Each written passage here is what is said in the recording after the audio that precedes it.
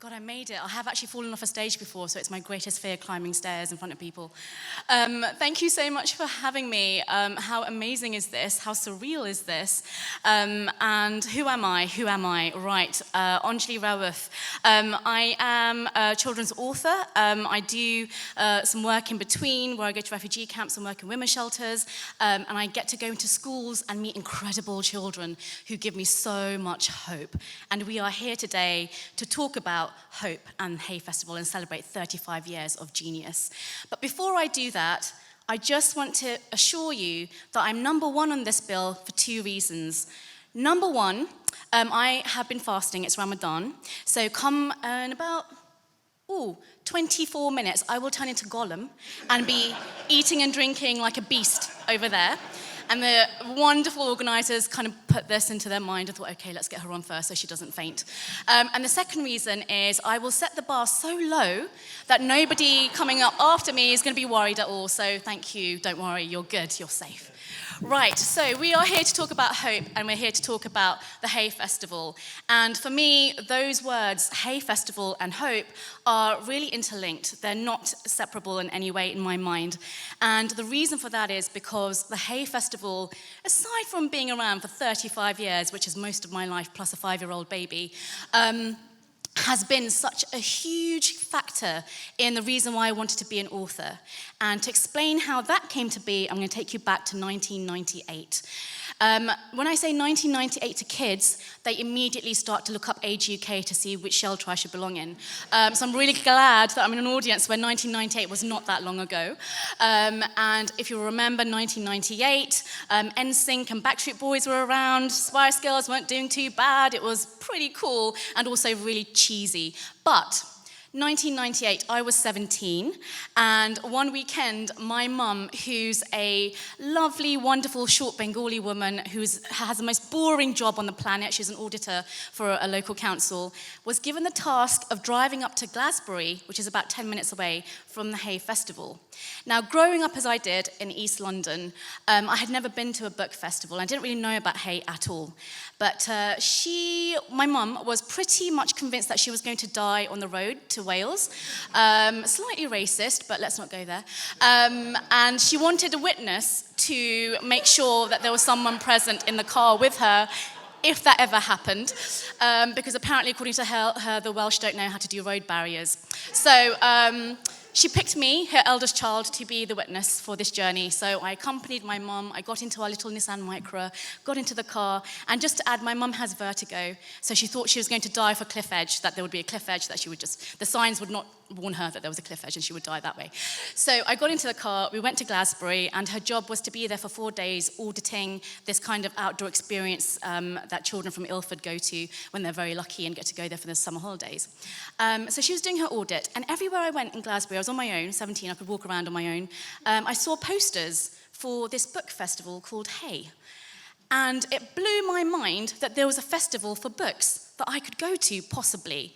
So I begged my mum, fell to my knees, promised I wouldn't want a single penny of pocket money, I would never be in debt to her, just literally, please can we go to this book festival? And luckily, my mum, being a huge reader, to the point where I thought Poirot and Miss Marple were relatives I hadn't met yet, said yes, we can do 2 hours, let's go on our way home, we'll go to Hay, and we'll find out what this book festival is about, and we'll go and see what's happening. And I landed as a 17-year-old in Hay. Mum parked her Nissan Micra, I hadn't died yet, which was great.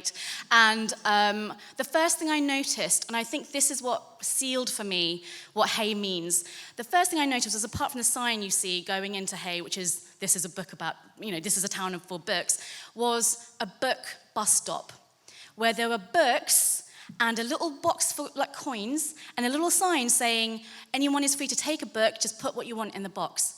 And me being Bengali and South Asian from East London, I immediately said to Mum, look, there's a place where there's free books and they're never going to know if you take all of them. she stopped me. We did put 20p in for each book that we took, but it blew my mind that this was a thing. And going to the festival, we didn't have enough money for tickets for the shows. I didn't get to see any authors. But walking around and seeing kids and authors and people coming together from all over in the wellies to talk about books and be in a book world where this was literally nothing. You could geek out as much as you want. Blew my mind. And I have no qualms that it sealed for me the desire to be an author. Now, fast forward to 2018, and The Boy at the Back of the Class, my first book about a refugee boy who walks into a classroom, had just hit the shelves. And one day, my PR person, Guru Sensei, Dominic Kingston, sent me an email asking me, hey, Mrs., so he calls everyone Mrs., I'm going to read it. Mrs., it's to be confirmed, but I had to let you know ASAP. Hay have just emailed about a possible event in association with Book Aid International, which I think would be a fantastic fit, and I'm super excited. I will let you know the moment it is confirmed. Drive safely, I was on the road. So it took me about a week to respond to this because that's how long it took for me to get the screams out. And my response to this email was, oh wow, I love the hay, but won't get too excited, as no, it's always jam-packed, full of Stellas, which I am definitely not one, but how lovely to hear. Thanks, Maestro. And that was my very kind way of telling my PR person that don't get your hopes up, they've made a mistake. You've got plenty of authors on your books, they're not going to want me. But they did want me, and in 2018, before the book went anywhere, before any of the awards were given, before anything happened, Hay was the first ever major festival that invited me to come and speak.